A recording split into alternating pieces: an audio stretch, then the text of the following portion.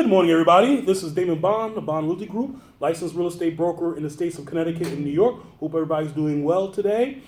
Today is February 19th, 2020. It is Wednesday. If you have any questions, you always email me at dbond011@gmail.com, or you always call me 203-394-8123. All texts, calls, and so forth, emails will be answered, and I'll leave the description, I'll leave the information in the description link. Hope everybody's doing well. I know it's been a while, but I've been busy, as you know, pursuing other things. And so today I want to talk about a topic because I've been getting a lot of clients, and they're really interested, I hope you can see this, REO, and REO stands for real estate owned properties or bank owned properties. Now they're kind of synonymous with one another. There is a difference, a fine difference, if you will, but we're not going to worry about that. So just, it's a generic term. So when you see REO, that means properties are owned by the bank.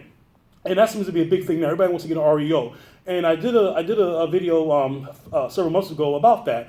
And there's something sexy, if you will, something psychological about owning a bank-owned property, whether it's for investment purposes or whether it's because you want to make this your primary residence. It's all good. So a couple things here that you should know about. And I kind of laid it out for you. Hope you can see this well. If you can't, then I don't know what to tell you. But I'll talk and demonstrate at the same time. Now, a couple things. First of all, be sure that you want to pursue an REO property. I have many clients out there, many buyers who say, I want an REO, I want a bank-owned property, I want a bank-owned property. And when I show them bank-owned property, they say, oh my goodness, Damon, it's a mess. And I say, yes, that's how, unfortunately, many REO properties are.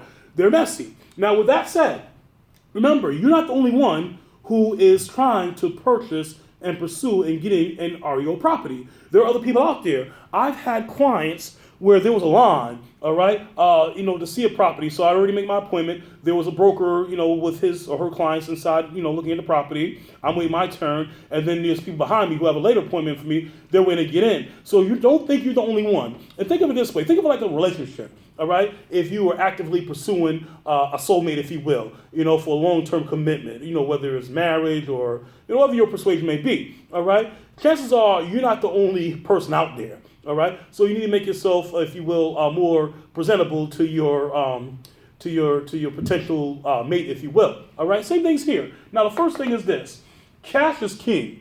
Everybody,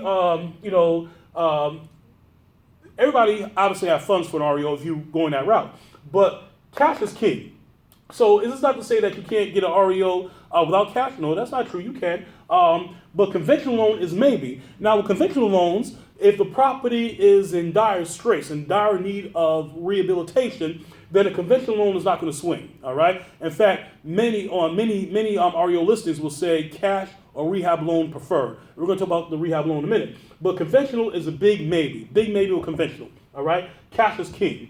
Point number two: if you don't have cash, you can always pursue a rehab loan. This is typically also called a 203K, all right, where even though the property is distressed, the bank will allow you to go ahead with it, with appraisal and everything and so forth, with the understanding that, the property is going to be rehabilitated. So a rehab loan is also an alternative way to go, all right? Another way to go is a hard money loan. A hard money loan is a little bit different. Usually they're not offered by banks. They can be offered by banks, but usually it's private equity firms that offer you hard money loan. But let me just say this: hard money loans are not cash, okay? They are just that, loans. It's different types of loans, if you will, and you can pursue that further, all right? So these are some things over here. But conventional, that's a big thing because people think, you have the perfect credit, and you got, have a large amount, but it won't necessarily be the case. Now, there are exceptions to the rule. I do sell REO properties for an agency. And this agency, conventional loans is possible. I've sold several REO properties where people got either conventional or FHA, regular FHA, back mortgages and loans. But the thing is this though: the property wasn't in distress. It wasn't distressed as others usually are. This particular agency decided to care for the property and maintain it and so forth. They were still technically bank-owned properties, but they would take care of them. So that's the exception. So it all depends on what kind of properties there is. There's not a one-size-fit-all. There's some generalizations, but it all depends. So that's the other thing. All right? Another misconception is this, that you're going to steal, okay? You're going to get a steal on an REO property. That may be the case, but you have to remember one thing. If it's a steal, for a property, that means that other people will think the same thing. So you're not the only one. So the reality is many REO properties will either sell at asking price or above asking price. That's the reality of it. Usually when I put an REO out there, I have multiple offers on the property. And so a lot of times I will get either at asking or above asking. Below asking is a maybe, but it's not going to be like 10,000 below or 20,000 below necessarily. Even if you have cash sold, everybody has cash.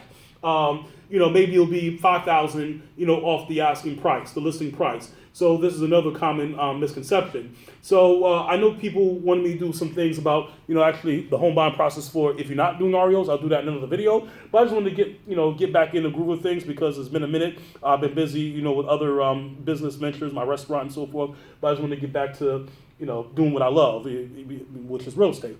So I just want to keep these things in mind. In terms of purchasing REO properties. So if you have any questions, you can always email me. I'm a real live person, dbond011@gmail.com, or you can always call me, 203-394-8123. So I hope you found this useful. If there's any questions, you can always reach out to me, and I'll be happy to answer them for you. So thank you for tuning in to Real Talk. We talk about real estate issues that affect someone you know or yourself personally. It's been a pleasure. So this is signing out. Damon Bond, licensed real estate brokers in the state of Connecticut and New York. Hope you have a good day, and please stay safe and stay warm. Good day.